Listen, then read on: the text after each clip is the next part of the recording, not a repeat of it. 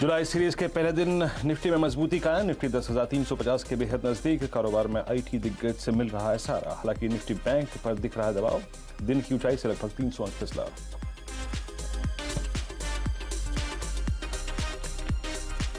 Accenture के अच्छे नतीजों से आईटी शेयरों में जोरदार एक्शन। निफ्टी आईटी इंडेक्स करीब 3% भागा। इन्फोसिस 5% की तेजी के साथ बना निफ्टी का नवाब। विप्रो और टीसीएस में भी जमकर खरीदारी।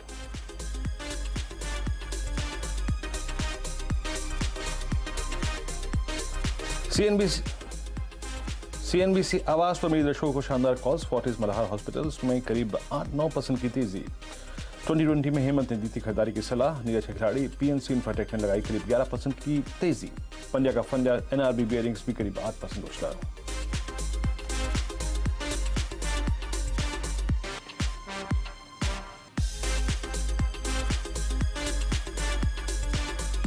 कोरोना से मुश्किल में फंसी कंपनी को मिल सकती है राहत। वित्त मंत्री निर्मला सीतारमण का बड़ा बयान। कहा कर्ज की वन टाइम रिस्ट्रक्चरिंग पर चल रही रिजर्व बैंक से बातचीत। आज आरबीआई की सेंट्रल बोर्ड मीटिंग में रिस्ट्रक्चरिंग पर चर्चा संभव।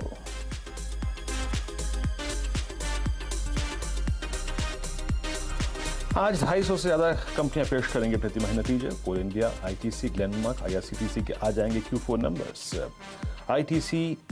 आईटीआई, नाल्को और ऑल इंडिया जैसी कंपनियों के रिजल्ट्स का भी बाजार को इंतजार।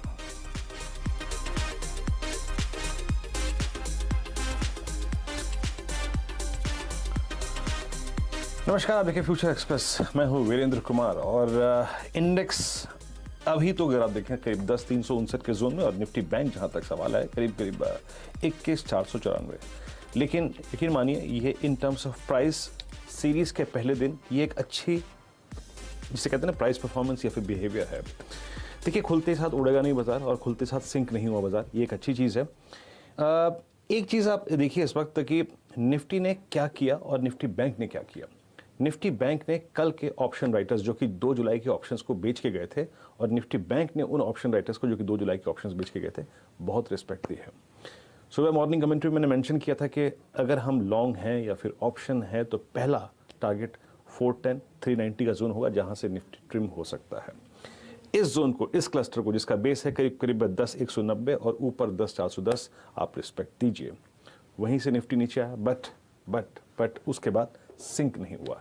निफ्टी बैंक पॉइंट था सुबह 21,780 और 21,850, वहां से सिंक होगा, एग्जैक्टली वहीं से सिंक हुआ। लेकिन ऑप्शन के स्टेट्स अब सीरीज के पहले दिन कहते क्या है, आइए इसको देखते हैं। एक बार जरा आप प्लीज, इनफैक्ट मैं डेटा देख रहा हूं, जरा निफ्टी बैंक का डेटा लेके आइए। निफ्टी बैंक के डेटा में मैं थोड़ा सा डेटा अपने मोबाइल से इसलिए देख रहा हूं क्योंकि आज ऑप्शंस के ना डेटा आपको निफ्टी बैंक के मिलेंगे नहीं।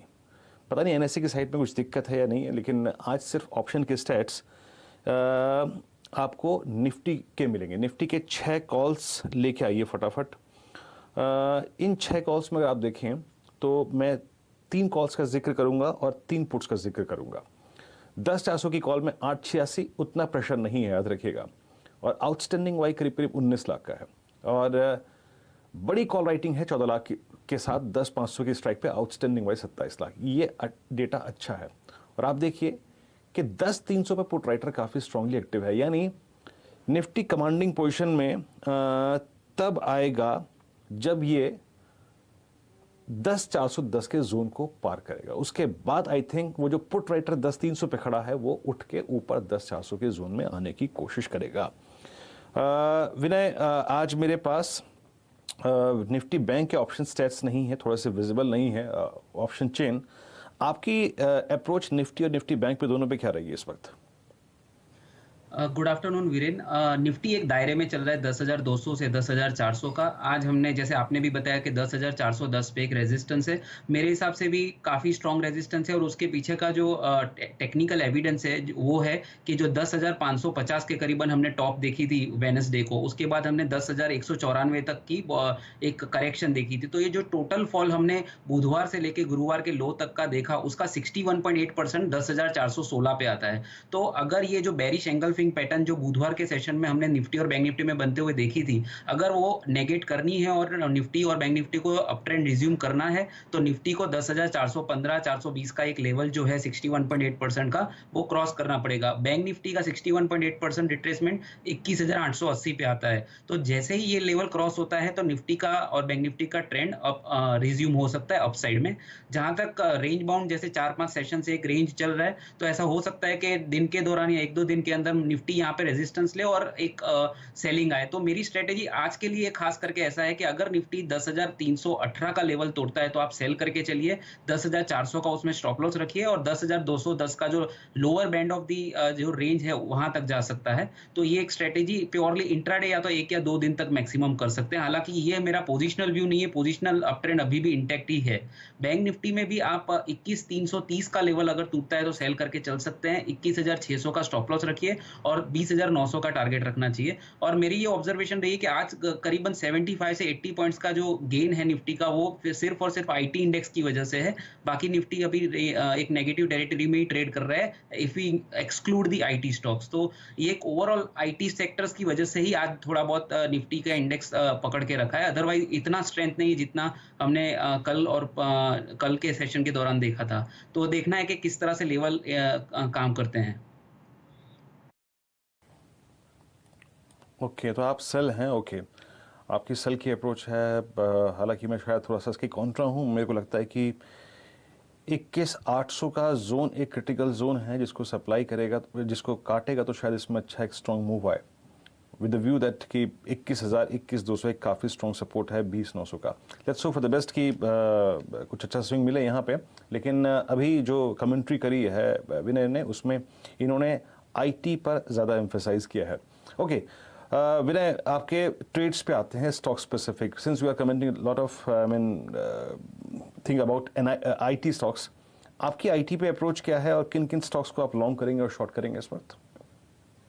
वीरेंद्र, सबसे पहले तो मैं बताना चाहता हूं कि जो निफ्टी और बैंक निफ्टी की जो स्ट्रेटेजी है वो कंडीशनल स्ट्रेटेजी है, सेल बिलो की स्ट्रेटेजी है। तो कुछ लेवल टूटेंगे, निफ्टी में 10,318 टूटेगा तो ही सेल करना है, और बैंक निफ्टी में 21,330 का लेवल टूटता है कैश में तो ही सेल करना है। अदरवाइज मेरा व्यू अभी भी बुलिश है। ये लेवल्स टूटते हैं तो हम शॉर्ट करेंगे। जहां तक स्टॉक्स की बात है, आईटी सेक्टर में नो डाउट एक जबरदस्त ब्रेकआउट्स आए हैं, पर करीबन देखने जाए तो Nifty IT index already more than 4% up है, एनआईटी टेक 8% ऊपर है, माइंट्री 7% ऊपर है, टीसीएस और इन्फोसिस मोर देन 4% ऊपर है। तो डेफिनेटली एक ब्रेकआउट आया, लेकिन आज इस लेवल पे आप न्यूज आने के बाद आप इस लेवल पे लॉन्ग करेंगे तो मे बी आपको रिस्क रिवॉर्ड रेशियो इतना फेवरेबल नहीं रहेगा। अगर आप 1 से 2 हफ्ते का व्यू लेते हैं और थोड़ा पोजिशनल व्यू लेते हैं तो करीबन मुझे दिख रहा है कि विप्रो में एक फ्रेश ब्रेकआउट है, माइंट्री में एक फ्रेश ब्रेकआउट है। तो ये 2 स्टॉक्स को आपको प्रेफरेंस देना चाहिए if you are a positional trader. लेकिन इंट्राडे में 1-2 दिन में ऑलरेडी बहुत बड़ी रैली आ चुकी है और यहाँ से थोड़ा रिस्की हो सकता है लॉन्ग साइड पे ट्रेड करने का। तो डिप आती है तो बाय कीजिए, और विप्रो और माइंट्री के चार्ट्स काफी बेहतरीन लग रहे हैं तो उनको लॉन्ग करके चलना चाहिए if you take a view of 1 और 2 वीक। ओके, अब जल्दी से आपकी कॉल्स पे आते हैं विनय। आज आपने, अगर आप देखें, टाटा केमिकल पे व्यू शेयर किया है, मैरिको, लार्सन। प्लीज एक्सप्लेन करेंगे आपके ट्रेड्स को जरा। वीरेंद्र, कल के सेशन के दौरान टाटा केमिकल का क्लोज काफी अच्छा था और ये ओवरऑल इसका परफॉर्मेंस देखे तो काफी अच्छा है। 200 डेज मूविंग एवरेज के ऊपर सस्टेन रहा है थ्रू आउट और एक one of the out performer in the F&O segment. तो डेफिनेटली टाटा केमिकल की स्ट्रेंथ अच्छी है और आज के सेशन में ऊपर के लेवल से भले ही थोड़ी प्रॉफिट बुकिंग आई हो, लेकिन I think it's a buying opportunity overall trend देखते हुए। तो टाटा केमिकल में जुलाई का फ्यूचर आप लेके चल सकते हैं 317.40 के आसपास। 309 का एक ट्रेडिंग स्टॉप लॉस रखिए और अपसाइड में 335 का टारगेट एक्सपेक्ट कर सकते हैं। सेकंड पिक है मेरी एफएमसीजी सेक्टर में से मैरिको में भी हमने एक सिमेट्रिकल ट्रायंगल ब्रेकआउट आते दिखा था और 200 डेज एवरेज का जो एक रेजिस्टेंस था वो क्रॉस होते हुए दिखा था दो सेशन पहले।